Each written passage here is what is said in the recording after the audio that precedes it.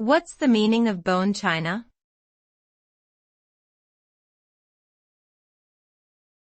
Bone china.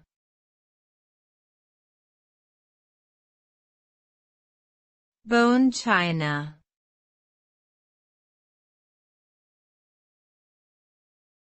Bone china.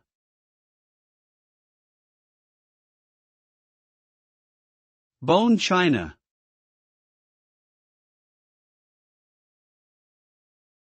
Bone china is a type of porcelain that was first developed in England around 1800. It is made from a mixture of bone ash, feldspar, and kaolin. The bone ash gives the material its characteristic translucency, while the feldspar and kaolin act as a binder to hold it together. Bone china is known for its whiteness, strength, and translucency, making it an ideal material for fine tableware and decorative objects. The term bone china has become a generic term for any porcelain with a certain level of translucency and high quality, although true bone china must contain a specific amount of bone ash to be called such.